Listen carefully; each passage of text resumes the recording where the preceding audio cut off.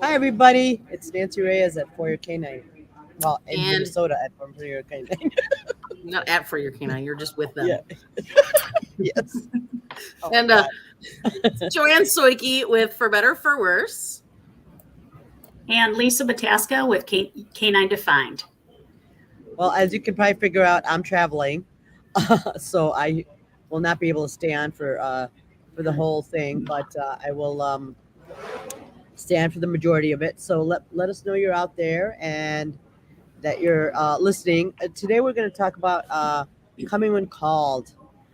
That is well, for me, it's one of the most important things that you can teach your dog is come when you call them because it'll save their life one day, hopefully. And so I wanted to. Oh, happy Mother's Day to all the moms! I Yeah. forgot Happy to say Mother's that. Day. Happy Mother's Day. We're all doggy mommies, so you know that's how we're celebrating with more dogs. Anyway, so and one of the things that people, I think the reason sometimes there's not the recalls aren't as solid as they should be is because I think once the dog understands the word, I think we the handlers tend to get overconfident and put them in situations that maybe they're not quite ready to handle or deal with. And remember, age matters, um, prey drive matters. And remember, we talked about that a few weeks ago. So that all kind of comes together on a recall, right? So I, it's super important that all of my dogs come when called because I just the fear of my dog not coming or not having control of them off leash is very concerning. And not that I practice my dogs being off leash all the time, but things happen. Um, Leashes break, collars break, which actually did happen to me. So that's why we wanted to kind of talk about it and really talk about how to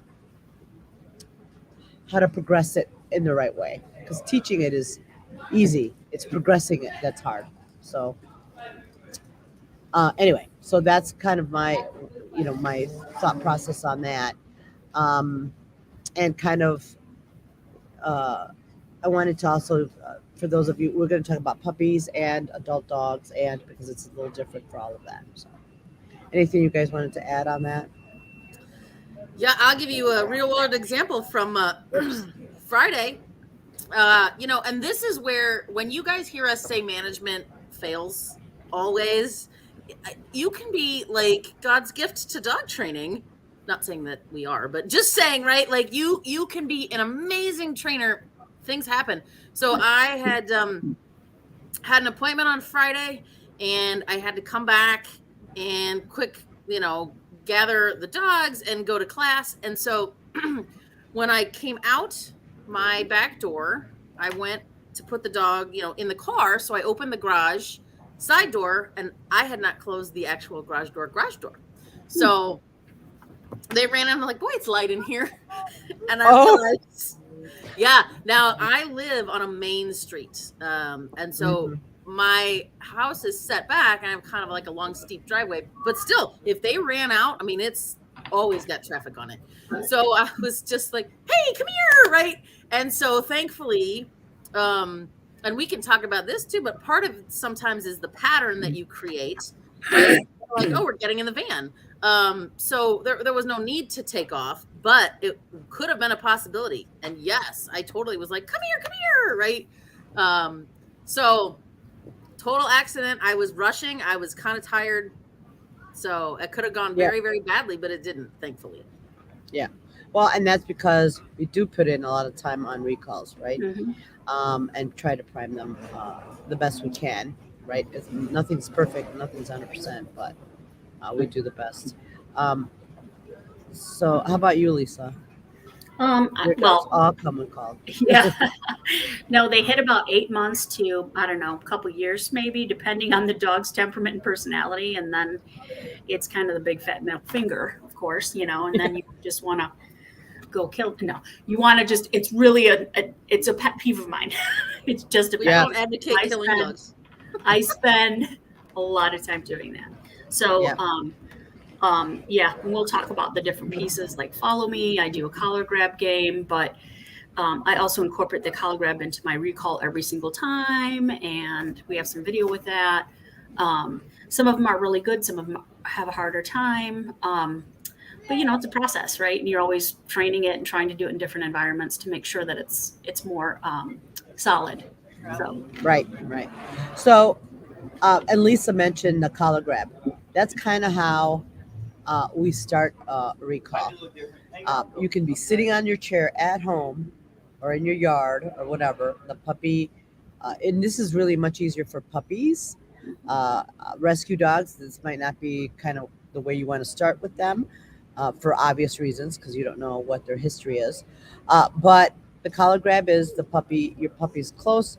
You say come, you grab their collar, and you give them a cookie. Right? They're not even really coming. They're like right there. You're reaching out. You're priming that first piece of it, right? Reaching for the dog, because nothing is more upsetting than the dog comes and then you try to grab them and they run away. So we take care of that problem. So, but I'm going to preface it because I know some of you are uh, performance people and some of you are just pet owners, or not performance, obedience. So it depends on what you're doing. If you're doing competitive obedience, you might want to have two separate cues for a recall, one for the performance ring and one for real life, right? For me, I use come because I'm not doing competitive obedience, so that's what I use, and I am able to reach out and grab my dog. So I train them from early on. They come to me, I grab their collar, and they get a cookie. It's just something, and you can do that sitting at home, all just sitting on a chair while in between TV commercials, right? It's wonderful. Then over time and very, very quickly, you can move a couple steps, come, the collar grab is really important. If the dog is having issues with that, then you need to work on that first before you incorporate it into the recall. So I generally find, I remember when I was taking class with you, I had a little Yorkie poodle named Sasha, and I was calling them to come to me because I had to clip their nails and do their baths and stuff like that. And I'm like, they don't want to come. And I'm like, oh, geez, that could be the reason why. Right. So the other thing too is make sure that when you're doing your recalls, you're not calling when they are having fun and you're trying to end it, because that is a big way to say they're going to be like, nope, not interested. And I think the way that I do the recall or my collar grab is because I find sometimes that we get really handsy. Some people are more handsy with I'm grabbing handsy. collars. Yeah, grabbing collars all the time, or I need to move you over here. So one, pay attention to body language to determine how your dog handles that. Because if you're doing that and you're not paying attention to what your dog is doing, that's not cool, right? So it's not fair to the dog. You got to pay attention and see if they're okay with you hovering over them or however you're doing your collar grab. So watch the body language to tell you which step to go next. The other thing I like to do is, so if somebody comes to me, they have a puppy, yeah, I'll do where we have video of it where I'll offer my hand out, extended in front of me, and then I have the treat close to my body. So the lure is not in front of the dog. It's you have to come closer to me to get to me to the cookie, and then I'll take your collar underneath. And I usually like to do it underneath first, just Yes. to kind of build the safety part of it, right? So that the dogs are like, okay, cool. Nothing bad's going to happen, etc. And then based upon that, if I pay attention to my body language in terms of whether I'm hovering or am I jamming the cookie in the dog's face, am I pulling the collar, because you should let it be the dog just gently coming into you, right? So I think that's where I start. But like you said, with puppies, it's different because they don't have the same kind of history that older dogs carry, and breed is specific as well. So Right. And then, like I said, if you have a dog that doesn't like your collar grab, you're going to have to work on that separately from the recall. Yeah. And I'll tell you what it looks like. I always call them like the best boxer dad, moves ever, because you start getting that sort of stuff, right? And dogs can be so fast, they can duck and weave and bob, and you're not catching them right, for the most part, barring like a full out tackle, right? So if you have a dog that's already starting to do that sort of behavior to you, they're telling you, I don't like it when you do that, right? So does that mean you can never grab their collar? No, it just means you should take some steps back, right? And try it a different way, something that they don't mind quite so much, right? And I don't know about you two, but when I'm teaching, when I see a dog that's already ready to do that, that's the first question I ask, right? Do you ever ask him to just come and maybe sit, right? And they're like, well, no. I'm like, how about we do that and just get them to come and be stationary, right? And then they can learn to be close, and it doesn't always involve a grab. So just remember, there's a bunch of different ways to do this. Right. So if you've already kind of, done something with that collar grab, you can try something else. Right. And definitely, and that's what I mean, separate the two things. So if your dog has an issue with the collar, you're just going to recall, have them sit and pay. You're not going to worry about reaching for them at that point. Right. And you're going to work on reaching for the collar separately from the recall. So that's what I mean by separate. The collar grab you have to work on it independently of the recall. Otherwise, you're going to get a dog that's like, yeah, I'm not coming. And for a rescue that you're just getting in, I would really not grab their collar until there's enough trust. You can just start working on coming and treats and things like that until they're more comfortable and the dog's temperament and how they're going to handle being, having a collar reached for.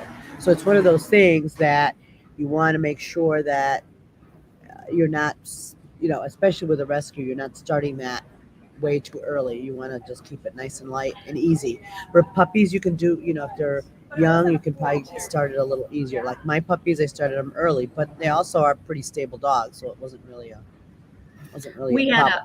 We had a rescue come in, and the dog's owner had passed away, and there were two of them. One was Taco and one was Burrito. And of course, delicious. Were they Chihuahuas? No, Taco was a little guy. Nice try. But we did have a Taco. He was a Chihuahua. Anyway, so these two came in. Taco went quickly. Burrito stayed a bit. But what happened was he was really sensitive around people. And so they had to catch pole him. And so, of course, that became a humongous issue for him. And, I mean, he had some temperamental traits that he wasn't very tolerant of inappropriateness, etc. Well, anyway, what happened was we got him in, and we were having issues handling him with the collar because we have a martingale on the dogs, and then we put the leash on, and so he was not having it. Now, granted, that was hard for kennel staff to be able to work that, but I could sit there and do it with him, and he would be able to handle it, right? So it became very difficult, but I just took my time, and then I showed others how to do it and stuff like that. But it was really traumatic for him just going for the collar. So I agree. I mean, for me, what I did with him was I sat in a chair. I had my hand just out in front of me, and he would come by, and I'd give him a cookie without touching or moving my hand. And at a certain point, then he started saying, okay, you're safe. I can come by you. And then he was allowing me to handle it. But the problem is, I think we have too high of expectations of dogs when they come into the situation. That's not really fair. You have to know who your dog is, like you guys are saying. And in his case, he was okay, but he was still leery of everybody else doing it.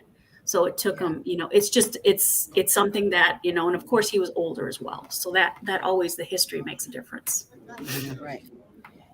And I know Carrie mentioned about inconsistency, and you guys can probably cover that a bit later. But one of the things you want to think about is when you recall your dog, don't come like with the game ends, like Joanne said, or to do something that the dog doesn't like, because that will kill your recall faster than anything else. Yep. And, one other thing, and it's because I have a new foster dog that I'm dealing with as well. And so one of the things, especially if you're dealing with rescue dogs, or a newly adopted dog that's new to you, not a puppy, I think one of the things that we miss sometimes, if you're not that great at reading a dog and you're wondering why they're really reluctant, they come, but they come a little farther away, is that intention, right? So when you think about the intent of the dog, are you like, hey, could you come over here for a second, right? Pretty loose, pretty easy. Or are you like, come, right? And it's like the little old lady, you're coming to have an apple, right? And so sometimes the dog's like, I don't know. I don't want to That go there. looks That's scary. weird. So right, so they it's almost like, come here. You're right, and they know something is going to happen, so they're a little leery to begin with. So, I think the more easygoing you can do this, even if you're going to start some rework on it, just the more like, hey, come, right, really loose and easy helps them want to come in a little closer. Mhm. Right. So go ahead, Lisa. The other thing that I would say too is like sometimes we're in a hurry to grab. So what I've typically done. So right now, again, we have a little pup in the foster who's a little sensitive. A different pup that's sensitive. And so I was concerned about him because I sat on the floor with him for a bit and he wouldn't come near me. And I'm like, oh man. So of course that always causes concern because I'm like, okay, because I think about the potential homes for this particular animal. Well, anyway, so today I played with him and stuff, and he was able to get next to me and all that, but I didn't push it. I waited. I put treats by me. I let him come and get the cookies. He went out, and we did this like on a week ago, Monday, and then continued to work the situation with him, and he's just progressively gotten better, which is yay, I'm happy.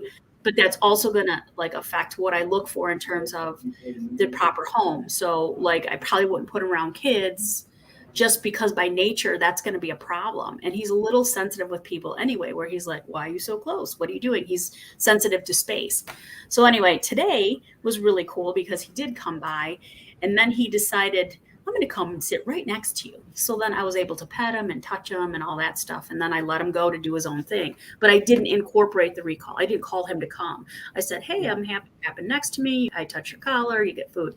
But I'll do things like, depending, if I've seen those dodging dogs that do that stuff, which I hate that, but what I typically will do is put the treats by my feet instead of reaching for them. What if I'm sitting and I put my feet by the treat, because most of the time people will drop the cookies and try to snatch the dog. And I'm like, I know what you're going to do next. And I'm like, don't do that anymore.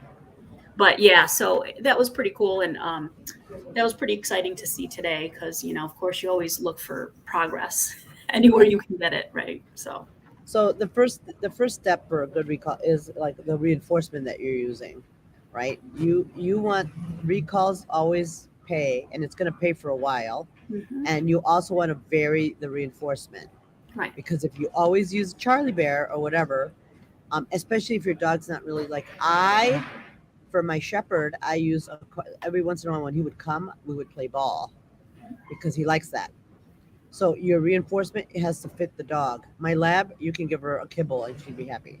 Right. But my shepherd needs a little more and make it worth his while to come. So you have to remember and this is early on when you have young and more so when they're adolescents, like Lisa was mentioning. When they're puppies, it's pretty easy. It's like, oh, I got a great recall. But then don't forget they hit teenagers and that's it. So that's one of those things that's when it goes to, all that training you put in. You're like, do you know your name? Because wow. I'm not doing it. And I think that's an important thing too, right? Because, we start off or generally starting off with name game, right? And teaching them, I call your name, you get fed, blah, blah, blah, whatever. I think that's probably the first thing. And then I would probably jump into some of the other stuff. But yeah, for sure. Because sometimes we go, what age is teenager? Yeah. Depends on the breed, Heather. We'll go into it in a minute. But I think that it's, using reinforcement for this little puppy. I was using some peanut butter, whatever pieces. And he's like, okay, that's great. But thanks. I'm going to go over here. I pulled out like cheese and he was like, I love you. I will do whatever you say. And that's when I was like, wow. And he was a little more jazzed about the cheese. So his arousal came up a bit and I'm like, interesting. So, that's a really heavy reinforcement for him. Whereas I have other dogs like, so my little rescue that I got at 6 months old in 2020, she's a cattle dog.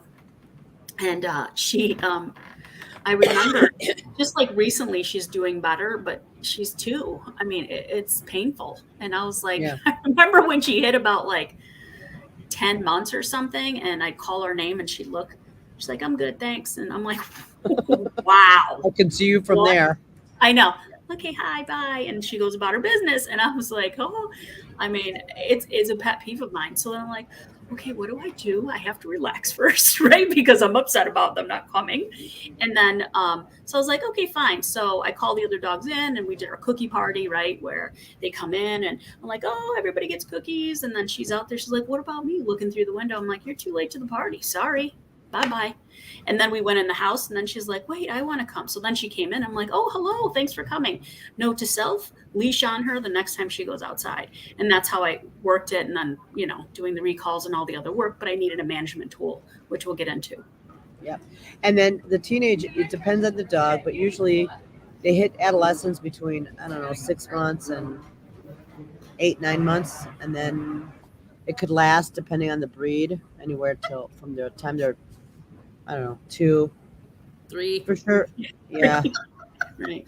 The little smaller breeds doesn't last as long. They're pretty much adults by the time they're 18 months old. But the more like shepherds and Dobermans and boxers and can be and Goldens and can be anywhere from 2 to 3 years old. So it takes a while, and so that's what I mean. Everybody wants to. Oh, look at my dog comes out. It's like that.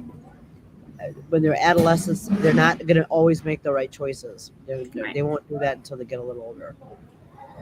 So that's when adolescence is. And you'll know when it is because you're going to have this puppy that would do anything for you. And then they're like, I don't want to. Right? Yeah. That's how and you have a lab. Yeah. Well, I have a female lab.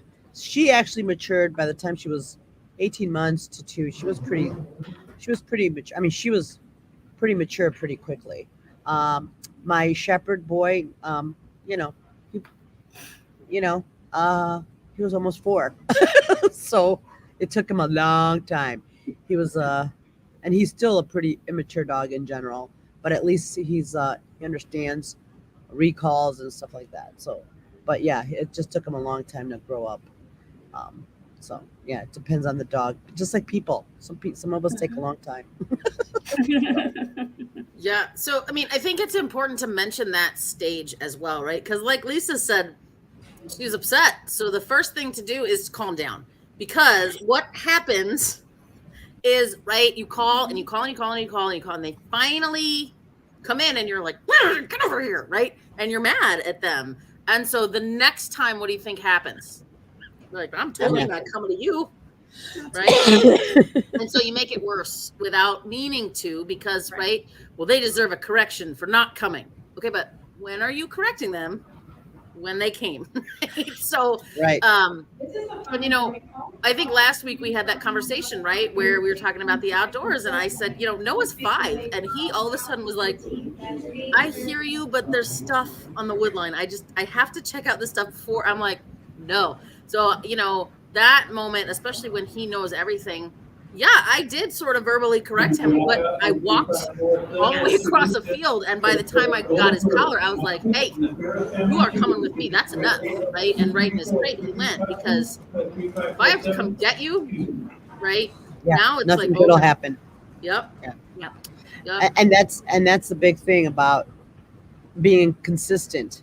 When you have a young dog or a new dog and you're working on a recall, you set up management tools, which Joanne and Lisa will talk about, but you had better be ready to back it up. Mm-hmm. If that means you're going to walk through the mud to go get your dog, you better be able to do that.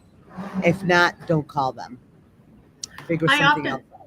I often tell people it's like you can't parent from a couch, right? So like if the kid has scissors and they're running, you actually have to get up off the couch to make it stop.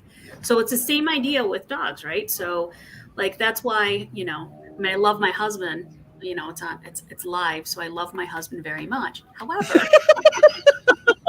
However, when the dogs are doing something, knock it off, come here, blah, blah, blah. And I'm like, and they're like, he doesn't mean it. And then he looks to me, Mom. I'm like, and they're like, Mom says we should. You don't enforce it, therefore I don't have to. Yep. Right? So when they figure that out.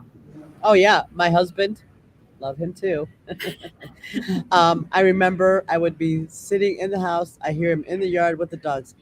Cha-Cha, come. Cha-Cha. And Cha-Cha's like, whatever. She would not even flick an ear because she knew he wasn't going to back that up. Mhm. But the minute I can call her from all the way in the house, she would come because she knew I would totally back that up, right? Because I was gonna go get you, and it wasn't gonna be fun for you when I went to get you. So those are one of those things that you really want to be crystal clear about. Mhm. If you cannot back it up, meaning you can't go get that dog and you cannot control that situation, don't use a recall Right. until they're ready. Yeah, I think it's a man thing. Just saying. We love men, but we're just saying. I have Uh, no one else to blame for my dog's behavior. Nice. Nice. but but it's yeah, and but here and take heart though, because even though my they don't have a good recall with my husband, they have a good recall with me. Mhm. So so just so even if your husband or your significant other doesn't back it up, as long as you know you need to make sure you have that recall and that situation with your dogs, right? That's it's because a lot of people think, oh, he doesn't listen to my husband, he's not going to listen to me. No, no, no, they totally can understand the difference. So I wouldn't worry about that. The And then and like I said, being consistent, backing it up, important. Go ahead. Yeah. I think there's another thing that we do naturally, like as trainers, the three of us do this, is the follow me game, right? So teaching your dog to keep up with you and all that stuff. I think that's something that I also play in my yard. I'll play in different places, where you're not calling them, you're not asking them to be with you. They happen to show up as you're moving away, you reinforce them for it. I love that game because it also puts, the onus, another Suzanne Clothier game, but they also put the onus on the dog, right? To track your owner versus yourself. And today we did it. There was a couple of dogs in class, and it was kind of a light class because it's Mother's Day, whatever. And then we had the store. So we're at Wolf Life, which is a boutique store, and they have this chew bar. And on the chew bar, there's like duck feet, duck heads, all kinds of really good freeze dried foods. So I had a couple of dogs. One of them was a young 7-month-old Belgian Malinois, and he's pretty easygoing, but he's going through that funky teenage. What are we doing again? Oh yeah, okay. The flighty whatever. So we did follow me, and he did really good. They're like, wow, he did great. I'm like, yes. And he was walking by, sniffing the bar as he's walking past, but still following the person and doing his follow me game. And I was really impressed with it. Because I knew he wasn't very rude, but there's some dogs, like I know my dogs would be like, oh, look, something to chew. Forget you. I'm doing this. So I know that's a high level distraction, right? So, but he did it at 7 months old. And then the other dog, he did it too. And he's super independent. And I was really surprised and pleased with it, but they've done a lot of work with him. It just requires time and effort. Yeah. Hey, Ronnie, so this is the other part of it. To back it up, you have to have a management tool, and that would be a long line or a leash. Yep. Yep. So I had that with my beagle when she was young, and she dragged a line, and if she wouldn't come, I walked down that leash to get him, and that's it. And it would end. You were done. And that is the only way. And I had a beagle with amazing recall, but I had to do that first. I had to put her on a line, and then if she didn't come, I went down and got her. And then there was that's how you can back it up, right? If you put him on a line, and then you just go grab him, right? Or he would go out on a long, a long line. He wouldn't get the freedom to run around like he wants until he comes on a line, and then eventually you'd give him a chance to be right on the other. All right, you guys. Before I leave you, so thank you for tuning in. Lisa and Joanne will take it from here. I have to come home, which I am looking forward to being home. So I will see you all next week. Safe Safe trip. flights. Bye. Bye. So Karen, you asked if we have a contaminated recall cue, can we retrain it using a new cue with an older dog? Yes, you can. However, right? It's my very, very first dog, I ruined it because I thought I knew what I was doing and I did not. But until that dog was 13, 14 years old, right? I'm like, come, and she's like, I hear you, and I'm slowly come. So she would come, but she would sort of like, just so you know, I don't have to do this. Right. And I did, again, have to manage that with a long line for a while we were retraining. So it's not just the simple art of adding a new cue. Yes, that's helpful, but, it's a retrain, right? And remember, with retrains, you have history, right? History of behavior that you're trying to undo. And, going back to the way the brain works, right, is going back to, if it's a habit, it's skipping that frontal cortex to go right to the back to do the pattern of behavior, because the brain is always looking for patterns and predictability, right? So, because that provides safety. So, but yeah, I totally agree. I mean, I know I stayed on line longer, and then like if I recommend it, then they're like, well, I can't have a line outside versus a line inside. I'm like, do 2 lines, have a line inside, an inside line, and have an outside line. So when you go to the door, you hook them up on the long line. That's what I was doing with mine. And she, did okay. But I think the cue, like you said, Joanne, is only the small part of it. It's right. All the other behaviors that go into it. So. Yep. And how do we back it up if they run away? Yeah. So I think, Heather, you're trying to do a drop it, right? Where, and that again, we contaminate drop it a lot. We can do something else on that, but right. They're like, I have something, look what I have. And you're like, give it to me. And they're like, chase me. Right. And again, it's that predictability, because you chase it, it becomes a game. So, we might touch on a drop it, at another point. So that's not. Well, I think about it, it's 2 different behaviors, right? So you can't, if your dog grabs something, you're working on the recall, and the recall is the priority. So pick one behavior. You can't do both because it's too much too soon. Right. So split it apart, work your recall. If your recall is the issue, work the recall, take care of the other thing later. Like Joanne said, we can cover something with that. But, if you're having that runaway where I got something and catch me, you need your management, which is put a line on them. And so, but yeah, if they have something, don't worry about that. That's the least of your concerns. I mean, I guess, relatively speaking. So, right. Providing it's not something dangerous, but right. So that's too dark. I think to kind of go into some of this and like how you can ruin it. I'm just going to tell you a quick story. And I tell this to my beginning obedience classes, right? I have my first dog. I'm not a morning person at all. I love my snooze button. I will hit it as many times as I can before I can actually have to do something. So, I had a full first floor kind of little duplex. And so we would get up, I'd send her out to pee. She'd come back in, I'd get ready. And then when I was getting dressed, my room had this nice window that looked out into my fenced backyard. So I'd watch her outside playing when I was getting ready. And so when I was ready to go, I would say, come. And the first 3 weeks, 4 weeks or so, right? She's like, okay, do. And she'd come inside, and what a good girl. And I'd give her some cookies. I'd put her in a crate. I'd go to work. All right. So after about, like I said, 3-4 weeks, she'd come to the porch, and I'm like, come here. And she's like, I don't know about that. And I would say, come here. And she'd take a step back, right? And I'd take 1 step towards her, and what happened?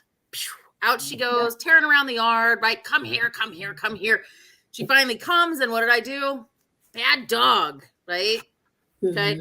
So when I ask people to just dissect that from the dog's perspective, I thought I was trying to teach come, right? Which means come inside. But to the dog, what did it actually mean, right? Stop playing, come in, go in the box. Oh, by the way, I'm leaving for the whole day, and you're going to do nothing as a young dog. Right. So none of those things were awesome. None of them. Right. And so I did have to put a long line on, and even still, it was just enough at the right age of like ending puppyhood, hitting adolescence. I struggled with come with that dog for the rest of her life. We got it, but like I said, it was never a solid, let me drop what I'm doing and come running to you. So I want you guys to think about, like, be thoughtful. What, I know what you think it means. What does it mean to your dog? When do you call them? What do you do once they come to you? Give them a cookie and done? Or do you play a game? Or all of that. So, And I think for the recall, some other tips to think about too. Don't just call them to come inside or be done. Release them back out. Then have them come again, right? And big parties that way. So, I mean, I guess you have to think about the process of what is your chain of behavior and where is it broken? And generally, I find that our behaviors are always broken at foundation portions, right? Because we didn't spend enough time there because it started looking sexy and we're like, woo, look at my dog. And it just became too much. So, and then we got overexcited and overzealous, and then of course we ruin it, or they turn into teenagers or a combination thereof. So I think we had, well, I know you have the video about the little guy. I don't know if you want to put that up and to kind of get an idea and see what. Just taking a look at some of this. So this little video clip we have is still the same guy. It's a Pomsky. His recall, they're working on the recall. He's super sociable. So we were playing this in different places. He was, isn't super highly, he loves food, but he gets full and then he's like, I'm done. But he also liked working. So we were doing a lot of that. And so probably you could fast forward some of that. Okay. I'm just going through some basic behaviors. I'm looking for a recall part somewhere in there. But I was working on, because there was a person behind us, behind the camera. And so he was like, who cares? I mean, I think part of it, right, is your eye contact. You have a focus part of it. In this case, this is a much more complex recall in a new environment for this dog. I think this was like the first or second time he was there. And so I always have a leash on him. I have him dragging the leash. And then we're just working on a bunch of different things. I do short pieces here and there. I'm having to try to get him to come to me right there. I had to guide him. Oh, actually, I'll bring him to my side. He's like, nope, busy. There's the bar of all the treats. And they smell all that, right? So this is heavy distraction. But I am doing, I can't fast forward it. I'm doing one part where, that's okay. I thought I had a portion where I was working on the recall in here. Yep, I think it was past there. Go back. Oop, let's try that. So I was having him come close to one of the things I noticed with him was the get close, and he took off running. And he's very young. So I did a lot of reinforcement in the petting him. He liked pets, and then feeding him. But you saw a little squishiness. I mean, those are all the things that help me understand this. Now, on top of this guy, it's bad, but the next door neighbor likes him because he's super sociable. And so she'll like stand there and watch for him to come out, and grandma's at the door and she'll be shaking the door to try and sabotage, like get him to come over there and stuff. And so a lot of that was difficult. And so he got super distracted with it. So we spent a lot of time. There you go, right there. So I always had my hand out to call him in. You notice my cookie hand, and then I'm leaning over and petting him. Now I wouldn't do this with any dog. This guy is super loves people. And then he's done. But yeah, so that hand out cookie at the on the body part coming towards you. Oh, and then Jill wrote in here about anywhere about the 25 to 50 foot dog pen. Great in our unfenced yard and training, but to take her out to potty, we have to put a long line on her. Yeah. Well, she's a year old and you're still working. Yep. And though I would say though, if she's pretty reliable everywhere else except for your potty time, I just kind of break down potty time and ask, is there something about that? Is she, really like to smell the potty yard? Does she really like to take a while? Has she completely emptied herself? Right. Is it when she comes inside, is it like last one of the night she goes in a crate? All of those tiny little questions. Right. And maybe it's nothing, maybe not, but it's always really important to kind of break down everything that happens there. Right. Does another dog come out and sniff at the fence? Does she enjoy that? So is there a piece to that, that either she enjoys being out there or she doesn't enjoy coming inside? One of the two of those. So I guess my question is for this would be, so if she has a solid recall everywhere, is she also dragging line everywhere else? Or she, you know what I mean? Because by the verbiage, the way you indicated here, it sounds like she doesn't have when you let her out to potty, she doesn't have a leash on. So then my question is, when is she wearing a leash? Like if she's out and about, or, you know what I mean? To work that recall, is she not wearing a leash when she goes out to potty? And then she recognizes that, because remember, dogs totally figure out, oh, we're working. You have a treat bag. Oh, we're this, you're doing this. So they figure out all those cues that we take for granted, period. Yep. We had another one earlier too. Huh. Oh yeah, she was talking about she had a garage door thing as well, and a reactive dog. Yeah. So unfortunately, guys, and all of you with reactive dogs, you know, you just have to work 10 times harder at it, right? Because it's not necessarily whether or not they know the recall. You could have a perfect recall. That gets more into the whole arousal thing, and sometimes, right, if I'm approaching you with a boa constrictor, or the guy with the chainsaw is chasing you, right, you might not be able to complete the task of simple behaviors that you know as well. So you have to keep that into consideration. But yeah, good job. So Jill, here's my question for you then. You said she doesn't want to come in. So going back to the same dog I was just talking about, she doesn't want to come in, only in the pen, and then because she won't come. So my question though is that there's a couple of thoughts. One would be, is she more confident in your yard or the pen versus when she's out and about? Therefore, the recall's much easier. Does that make sense? Because she's like, I don't know anybody. This is scary. I'm coming to you. But when she's out in the yard, she's like, safety. I'm good. I can just hang out and we're all kosher, right? So that's the other thing. And my other question is, does she wear a long line? I'm guessing based upon what you're saying, she doesn't wear a long line when she's out and about for your recall. So just some thoughts, because this might be temperament dependent, right? Or personality dependent. So did you want to get into like breed specific stuff, or? Well, I think first let's, I was going to say, you know, when I bring a dog home, and yes, a lot of times we get puppies, but rescue dogs as well. Heather, never, right? On a recall. Yeah. Yeah. So, I mean, like, this is just what I was going to say, right? For the first, I count out about 18 months, and that sounds ridiculous. But I'm dead serious. I will pay them almost every time for a full 18 months. If I don't have a cookie, then I'm spending time like, yay, you're the best dog ever. Woohoo. Right.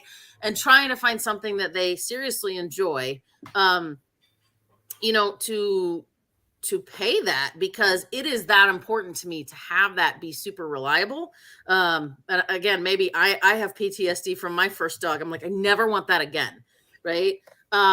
So, you know, I really do. I have a treat jar by the back door, you know, for whatever. I will sit outside, you know, while they're playing in the yard, and I say, hey, dogs, come, you know, and I'll have some cookies out there, and I'll give them all a cookie. Okay, go play. Right. Yep. And it gives them an opportunity to stop what they're doing, come pay attention to me, get a reward, go back and do whatever it is that you were doing. We don't have to go inside and be done. So that's how I start, you know, just playing the game with real life, as opposed to, you know, I'm really working inside the living room, which I guess is the first thing, right? No distractions. Right. Limit your distractions. Yep. And we talked the collar grabs and the on the leash and stuff. So, so do we ever get to a place where we don't treat them to come? I mean, you know, every once in a while, even when we do the things we do every day, it's still nice every once in a while for somebody to recognize, like, you know, hey, the house looks really great. You know, thanks for taking the time to do that. And you're like, I clean the house every day. You don't say anything the rest of the time, but it still feels nice, right?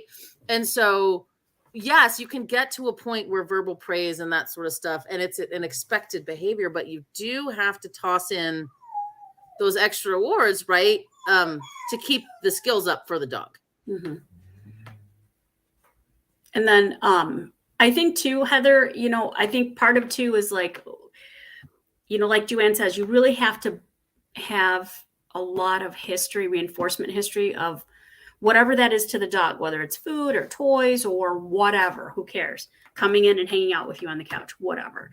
But I think you have to have a really strong reinforcement history of that before you start considering getting away from reinforcement with a treat or what have you. If I have a dog who's super foodie, I'm going to use tons of cookies. My border collie, he would go outside and sit there and wait. He's like, come on out and get me. And then I figured out he likes to play toys and tug. So then he came in, and then I wipe his paws, and we go through our little pattern of behavior. And he's like, I sit, you wipe my one paw, you wipe the other, you stand, you potty both ones, or wipe both of them. And then I sit and I wait, because then you're going to play tug with a towel. And that's my favorite game. So it's a game that we play not every single time, but periodically now that he's older, we start playing this game, and he does a really good job. But I still want to reinforce it, because it's critical. It's it's life or death potentially. So, I was going to say something else. Something else came up. It just went right out. So take it over, Joanne. Yeah. So, Susan, what do you mean progressing it? Right. So, the foundational training piece, right? It really, when we start this, it should be done kind of in your living room, in your home, where they don't have a lot of options to run off. We're in one room, and there's not a lot of distraction stuff happening externally to the dog, right? Once you get something really good, you can be in the other room, call your dog. Will they come through the house to the place that they're super familiar with? They're super safe. How does that work, right? And once I get that, where they're like, oh my gosh, I'm coming, right? And they're running to you no matter when you call them. Yeah, then I might take it outside. And so, I know Lisa's probably a little more clinical than I am about it, but right, like I will go outside, and if you'll get a shot at it, if you're doing great in the house, I'll put you in the yard, right? Come. And so if you do a pretty decent job out there, I'll keep working at it, right? If they're like, like Lisa said originally, they're flipping up that fuzzy middle toe. Okay, now it's time for a line, right? A long line, so that, I can make sure that I can get you to come in, and I will still pay you, and we'll still have a cookie party. So I'm letting you know it really is worth it. And so one of those other things too, if the dog still is avoidant of coming, are you using the right reward base? So these are all pieces in the progression, right? And so I'm not turning my dog loose somewhere other than a fenced in area until I know I have pretty much 99% reliability in my yard. Right? Because it only takes once for some tragic thing to happen. Yep. And I know nobody wants that to happen to their dog. So, and I think, I'm not going to lie. There are times where I'm just lazy, and I'm a sloppy trainer. I'm like, I'm kind of tired right now. So, I get it. But I think I start getting more sloppy, or I become less particular as they get a little older, and I know I've established the behavior, right? So it's not that you have to be on there all the time, but remember, you put those important pieces in place first, then you can start testing it. But you have to be getting a pretty good reliability where the dogs are coming more regular, so that you're not going to have to go back and undo it and say, oh gosh, look what I reinforced, because that's inevitably what happens. Well, and I'll just put this in terms. I always like to put things back in terms for people, right? When you were first learning to drive, nobody said, sure, take the car and head out on the interstate. Like, no, we went to a parking lot where there was nothing, right? And you just work on the gas and the brake, turning the wheel, right? And then pretty soon, can you go around the block?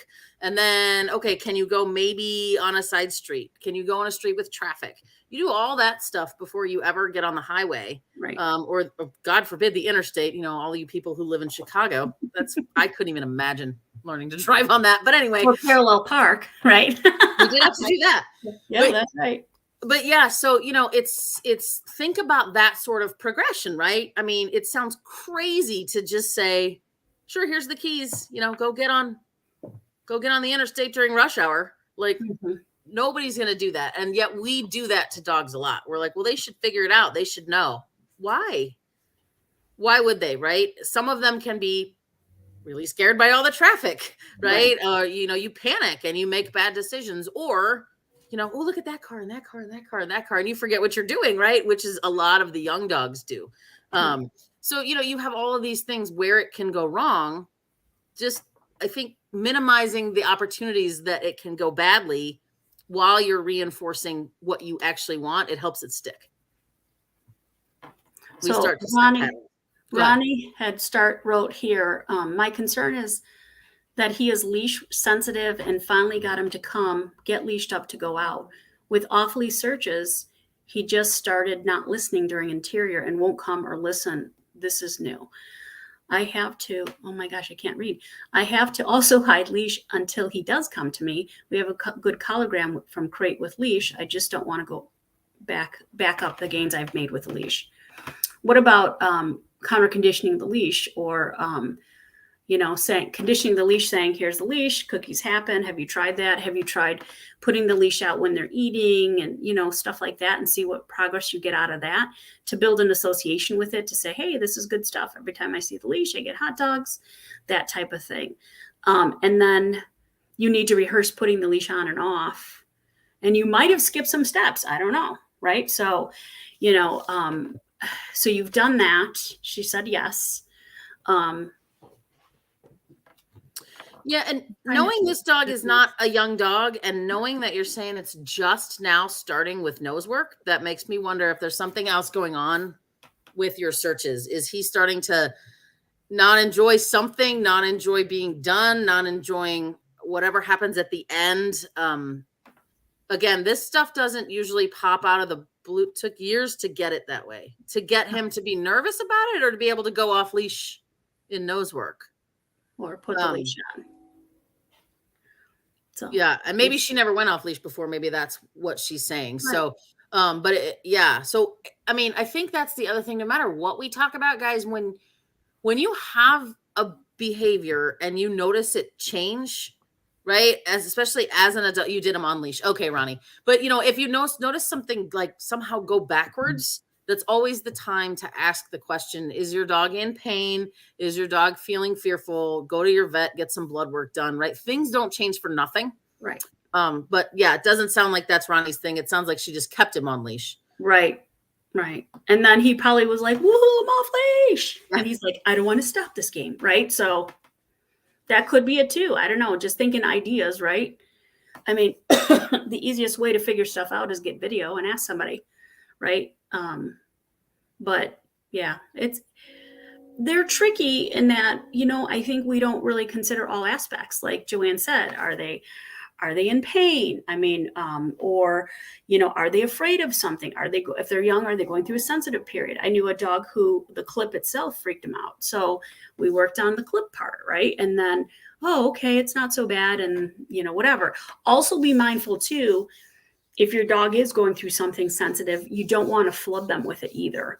So like if I've seen cases where like highly sensitive dogs or sound sensitive, whatever, for example, with the clip thing, what I noticed was that the dog they kept clipping, click, click, click, click, click, and giving them cookies. And then the dog was like, I'm really scared of that. And then you're giving me a cookie. So then the cookie almost became an aversive, right? Because of that. So then I said, stop, let it go, let him be for a while, don't sweat it. And then he got better with it. So then they came back and only did it periodically, right? So they were in a different situation where they didn't have to go out of the house that often. But that's something to consider, right? Don't flood them. I think sometimes we sacrifice who our dog is or what our dog is trying to tell us for our own goal. And so this is why you have to become really good observers of their behavior, and any dog's behavior. It's only going to help you understand what's happening. So. Right. Yeah. Like this foster guy I have now, he doesn't like the reach for you. Right. So I got a slip lead and I made a really big slip lead and I just kind of did this and he could come forward a little bit and he could put his own head through it. And then that's how we got a leash on this week. So, finding those little things, like what is the actual issue? Is it the approach? Is it the grab? Is it the collar? Is it the hooking the leash? Is it you know what I mean? Like what could any of those things be? So that's where that trying to dissect the behavior, like just like Lisa said, is going to be really important to figure out the why. And the why is important because mostly we get stuck in the how, right? So the why is important. But the other thing that's important to know is, or important to consider is, the dogs have to have that choice, right? So you can't rehearse this. There are certain cases where, hey, you just have to get your nails cut. I'm taking you to the vet. It's happening. I get that. But, if and when the dog has an opportunity to make a choice, if they're allowed to make that choice, I will tell you, if you take your time and do it, they're gonna be better at actually trusting you and saying, okay, we're cool, and you're not forcing me. So, I mean, I don't know about you. Like I tell people too, like if I were a dog, I'd be so terrible, because if people would do inappropriate things, I actually would bite them. So, I mean, but that's me. And I'm the same way. It's like, why? I totally get the teenage thing. Doesn't mean I like them, but I totally get, why is this important? Why are you trying so hard? I mean, I would be one of those dogs. Like, your body language looks a little funky. I don't know if I want to do that right now. So those are things to consider, give them an opportunity to make that choice, because I think that goes a long way. Yep. So I think really when we go back to the leash stuff and we talk about comes and management tools, right? I think the leash is your biggest friend, right? And so, and Lisa already mentioned it, right? If your dog is really, really struggling with it, you can just have them drag a line, and it doesn't even have to be a leash, guys, right? You can go to a dollar store and get a clothesline. You can go to like a farm and fleet and get a piece of horse line, right? And just tie it to a clip and let them drag it around the house. And so those are really nice ways to just kind of help them. You have to transition away from that, but hopefully, you shouldn't try and transition away from one piece of management that's helping you until you're getting reliability, right? So just like Lisa said, as soon as you take the leash off, they're like, freedom, right? And so, you may lose what you had. So instead of that, instead of grabbing it or instead of holding on to that when they come to you, maybe you do bring them in and put them in a sit, and pay the cookies. So remember, even when you're managing it, you still have to offer the reward. So what would you do after a leash, Lisa? Smaller space? Yeah, I would. What do you mean? As far as what do you mean? As far as running? Like, I would go to like off leash, small space, right? Yeah. So they don't have an opportunity to get to all the way to the end of the yard or whatever. Yeah, I mean, I would start it inside the house, and then I'd probably go to the outside the house.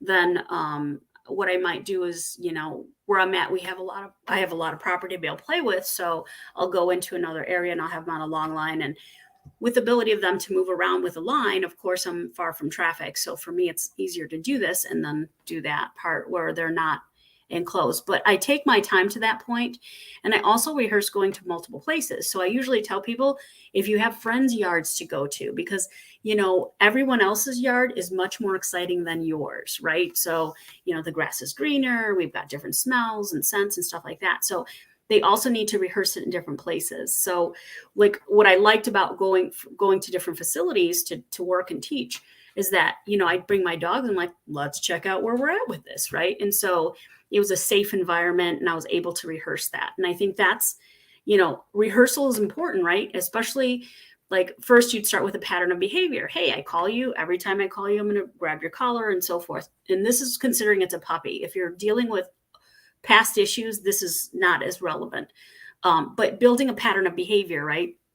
And then as they get better, you can start to take it to different places and do more stuff with it. But I do like the follow me game, because that does seem to coincide with all of this as well, because being next to me is a good thing. So I reinforce them for being next to me and so forth. So I don't know if you rehearse that. I do that a lot in the yard and then in different locations, as well as my recall.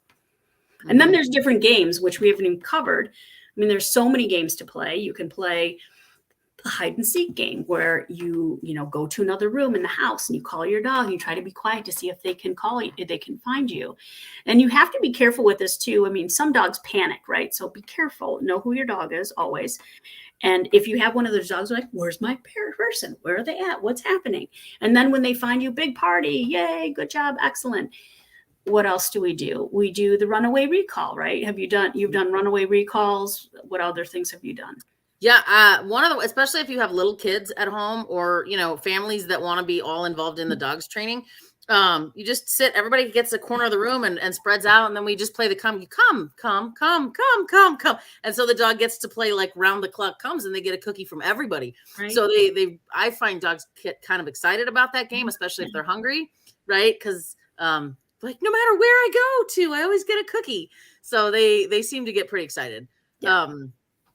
It's just different than just the one person come, right? Right, So, right. And that's two, right? And so you can also do if you have two people or this far apart and then they start increasing distance and hiding and stuff like that. So yep. yeah, it's a really, think about different ways to make it into a fun thing to do, right? And I think I like the runaway recall to teach your dog to chase you, to catch you, but you still have to have that collar grab. So to me, you're like, to us, runaway recall is where it's kind of like, I don't know if anybody's done fly ball or familiar with fly ball, right? So basically fly ball is a big game of chase. And so they do tons of recalls to run as fast as they can. So in fly ball, they take 3 jumps, they hit a box, grab the ball, turn off of that and come running past. And then a second dog goes just as they're crossing. So there's a passing as well. So that's crazy exciting. On top of the whole fact that they're doing that. So these dogs have to learn how to be super focused. But the runaway recall is where someone will hold you and strain your dog back, usually by the chest. And then you, in the fly ball game, the way I was taught was the person would go around them, run around them, and then take off running with a long toy or tug to catch them. So this would require a dog who likes food or can like toys. You can also get something to attach to the toy that can hold food, anything like that. So if your dog's more foodie over toy, at least they're chasing something that they enjoy. But the runaway recall, I mean, look at those, know who your dog is. If your dog likes playing chase with other dogs, right? Chase me, I'm the one to be chased. Or are they the chase, which position do they take? So the runaway recall is pretty much just go far away and, run far away and see if you can catch them as they come past you. Again, your foundation has to be good. Your foundation is your follow me, your collar grab. You're not dealing with any other issues specifically, because you can't proceed forward unless you have some of those in place. Yep. And remember too, I know we've talked a little bit about that kind of collar sensitivity tonight, right? If you have one of those dogs, you can still work your recall and drop your food on the floor. It doesn't have to coincide with the thing that they find, aversive or scary. So you can still get a great recall, right? And just come right into my feet, my legs. Boop, I drop the cookie right in between my feet. Right. And Tigger Rue Warner was talking about, so the other one is the fast recall where you do, I don't know, you call these different things. Somebody says tornado recall. I don't know. But basically you call your dog, I usually like the toss and call, the toss the cookie and then call your dog to you. And then if you were trying to build a faster recall, it depends on the sensitivity of the dog again. So if I stand where my legs are spread, my dog runs through and I'll toss a cookie behind me, run the other direction, turn and face them, call them to you to get them to come close, right? So that's something else to think about. But yeah. Yep. Yeah. I think, what else? I'm trying to think of other games. I think that's pretty much it, right? That's a lot of them. I mean, if there's more to go, but there's always something you can train. It just matters. It depends on what is important to you. Yep. Yeah, I think it kind of goes with the drop it as well. So maybe we can talk about that in another week. But I know I struggled a little bit with my Doberman, and I used the ball a lot. So we would incorporate fetch with come, because if you want me to throw that ball, you have to bring it to me, right? Because he would like creep and then he didn't want to come, and he'd drop it farther away, and it's like, nope, if you want to play, you got to bring it here, and you got to come in. And so it's sort of like that is kind of an incorporation of come and drop it. Yeah. But the ball was super, super, super rewarding. So you know what? I'm just going to use that to train whatever I can. So sure. Yep. So Great. yeah. I think right. That's a lot of it. So yeah. So if you guys have any other questions, let us know. Otherwise, I didn't look. I don't know what we have next week. I didn't look either. I'm like, I like to be surprised. I like surprises. Surprise. It'll be something fun, I'm sure. Yes, always. So yeah. So okay. Well, yes, thank you. Happy Mother's Day to all of the people moms and dog moms out there. Enjoy the rest of your Sunday evening, and we always love coming on and hanging out and talking to you guys. So have a good night, everyone. Yep. Thanks, everybody. Bye.